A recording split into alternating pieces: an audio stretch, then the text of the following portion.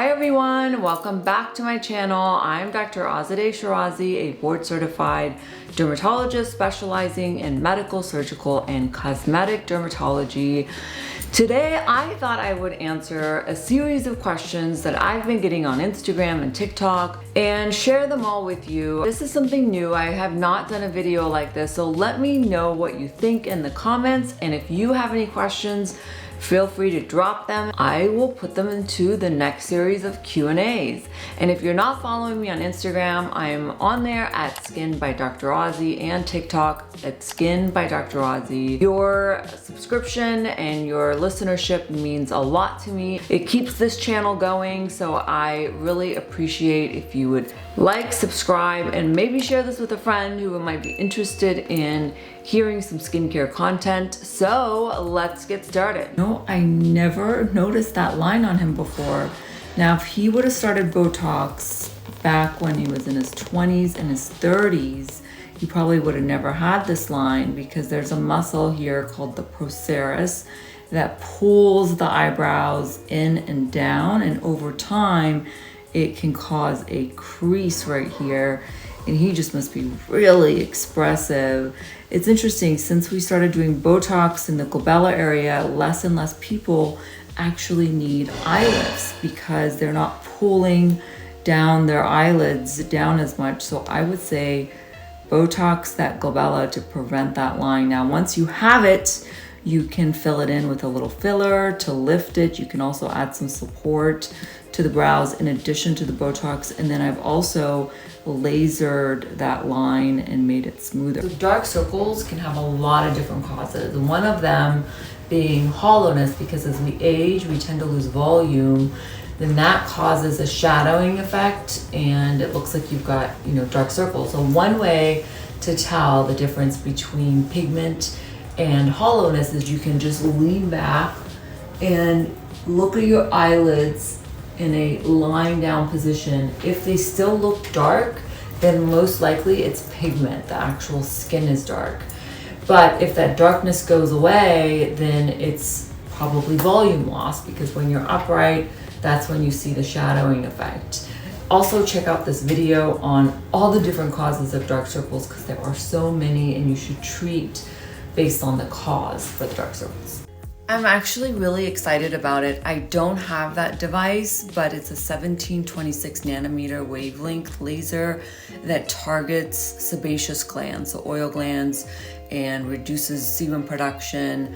The clinical trials are very promising, like 80% clearance of acne.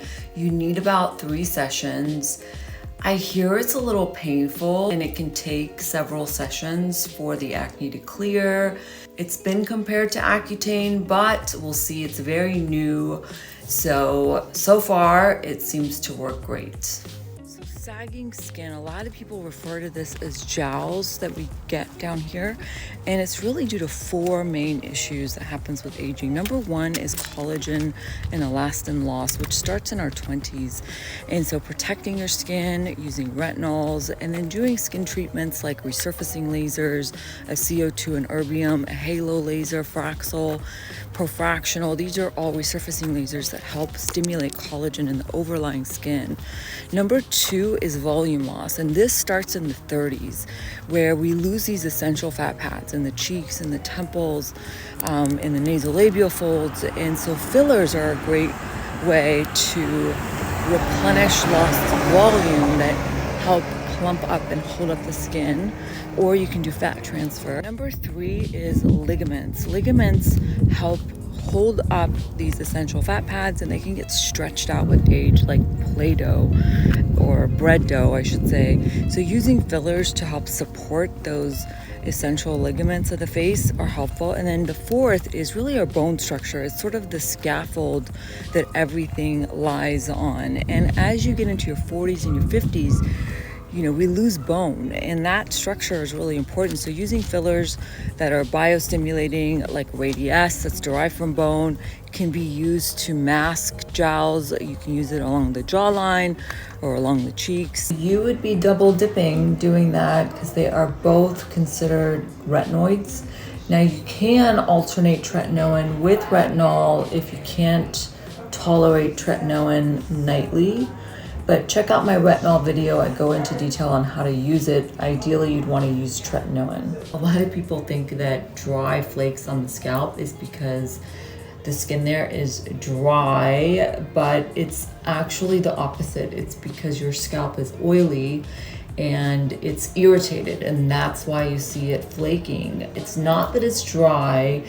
It's due to buildup of oil and yeast. The yeast feed on the oils, they break it down and cause a reaction that results in itchy, flaky, dandruff-like patches. And really it's from the yeast and oil. So I go into treatments in detail in this video, so check it out. So vitamin C can be irritating to the skin, and that's how it causes discoloration. If the percentage is really high, if the formula isn't very stable, if you're using it with a lot of other actives, it can irritate the skin that can then cause post-inflammatory hyperpigmentation. So it's really important, if you're gonna make an investment on one particular skincare product, the vitamin C is, I consider it an investment piece.